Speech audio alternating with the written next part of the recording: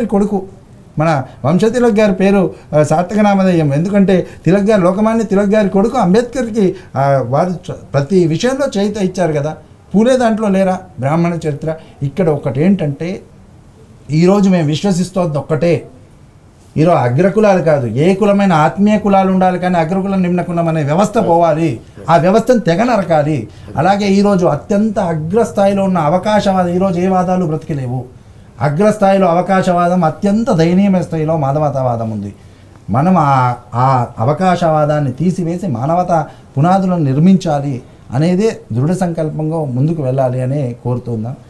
Right. ఈ చర్చా వేదికలో తెలంగాణ మాదిగ దండోరా మరియు జాంబవ సేన వ్యవస్థాపకులు చింతాస్వామి మాదిగ గారు జాయిన్ అయ్యారు. నమస్తే చింతాస్వామి గారు. సో ఇంతసేపు చర్చలో మీరు అంశం ఇదైనప్పటికీ కూడా కుల వ్యవస్థ నిర్మూలన జరగాలని అందరూ కోరుకుంటున్నారు. అంటే ఇది కుల వ్యవస్థ నిర్మూలన అంటే జరగాలంటే అది అంతరించిపోవాలా, లేకపోతే ఇక్కడి నుంచి మార్పులతో సాధ్యమవుతుందంటారా? భారతదేశం కుల వ్యవస్థ అనేది ఎప్పుడు పుట్టింది అంటే, భారతదేశం పుట్టినప్పుడు ఏం పుట్టలేదు. ఆ చేస్తున్న క్రమంలో, పనులు చేస్తున్న క్రమంలో ఆయా పనులను బట్టి ఆ కులాలుగా నిర్ణయించబడింది. అదేం రాజ్యాంగం కాదు, అదేం భగవద్గీత కాదు, అదేం ఖురాన్ కాదు, బైబుల్ కాదు.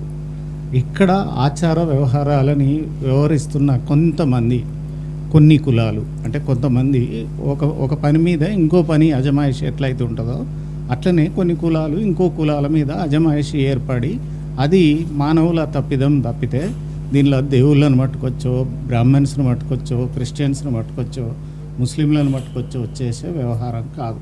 ఇక్కడ జరగాల్సింది, భారతదేశంలో జరిగేది ఏంటిది అని అంటే, కొందరు వాళ్ళ వ్యక్తిగత స్వార్థం కోసం వాళ్ళే పుట్టించుకొని ఒకరి మీద ఒకరు ఏంటిది రాజ్యాకాంక్ష పెంచుకోవడం కోసం, ఒకరి మీద ఒకరు ఆదివాసి చెలాయించడం కోసం వారి ఆయా పరిస్థితులను బట్టి ఆ కులాలుగా ఏర్పడి, వర్గాలుగా ఏర్పడి వ్యవస్థ ఇప్పుడు నడుస్తున్న వ్యవస్థ.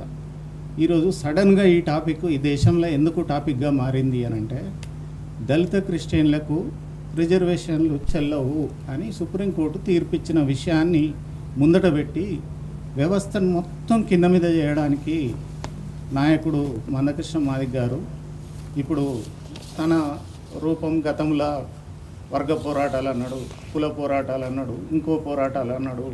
ఎన్ని పోరాటాలు చేసినా తన నిజ స్వరూపాన్ని బయటపెట్టుకున్నాడు. ఇవాళ ఎక్కడ పడ్డాడు? ఆయన వేసుకున్న ముసుగులన్నీ తొలగిపోయినాయి. రియల్గా ముసుగులన్నీ తొలగించుకొని ఇవాళ మంద ఏలియాగా బయటకు వచ్చాడు. మంద ఏలియా దాని తదనంతరం వర్గ పోరాటంలోకి వచ్చినాడు, కిషన్గా మారిండు. ఆయన పీపుల్స్ వార్లో పనిచేసినప్పుడు ఆయన పేరు కిషన్గా పెట్టుకున్నాడు. పార్టీ కిషన్గా నామకరణం చేసి కిషన్ పేరు మీద నడిపించింది. కిషన్ కామ్రేడ్ కిషన్ పేరు మీద నువ్వు వర్క్ చేయాలంటే కిషన్ అని పేరు పెట్టుకున్నావు. ఆ కిషన్ కాస్త మళ్ళీ లొంగిపోయిన తర్వాత మళ్ళీ అట్లనే కంటిన్యూ, వ్యవహారం బాగలేదని చెప్పేసి అక్కడున్న వరంగల్లో ఉన్న పీపుల్స్ వార్ ఆయన ఏదో కొట్టి బయటికి వెళ్ళగొట్టేస్తే బతకడానికి వేరే ప్లేస్కు ఎంచుకున్నాడు. అక్కడ కిషన్ని పిలిచేది కిషన్ అని పెట్టుకున్న పార్టీ ఊకోదు కాబట్టి అది కృష్ణగా మారింది.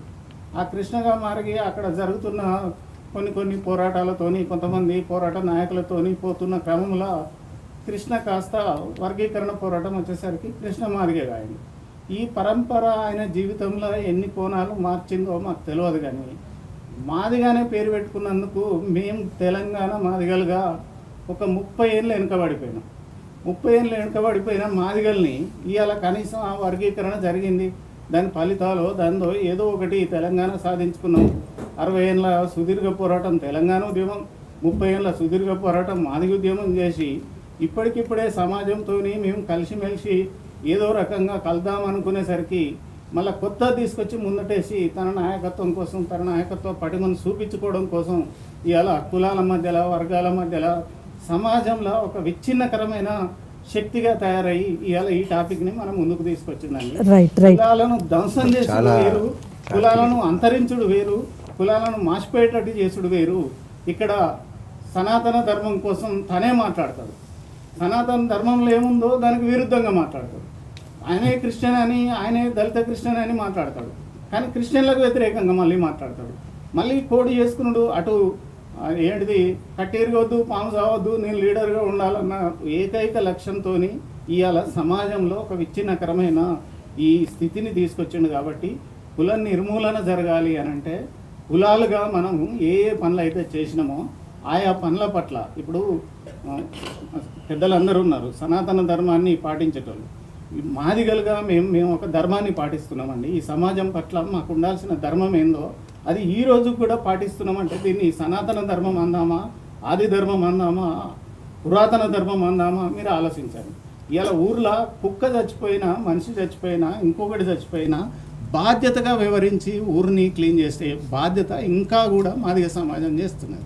ఎందుకు చేస్తున్నాము? మేము ధర్మం తప్పట్లేదు. లేదు, ధర్మాచరణ విషయంలో కులము లేదని అందరూ ఒప్పుకున్న అంశం. ధర్మాచరణ విషయంలో అందరూ వెళ్తారు, అక్కడ కులాలు లేవని చెప్పిన మాట ఆయన వాస్తవం. కానీ మళ్ళీ మాట్లాడతారు సార్. ఒక కులంగా ఆపాదించిన ఏ ధర్మాన్ని కూడా మేము ఇవాళ వదిలిపెట్టలేదంట. అవును, వాస్తవం.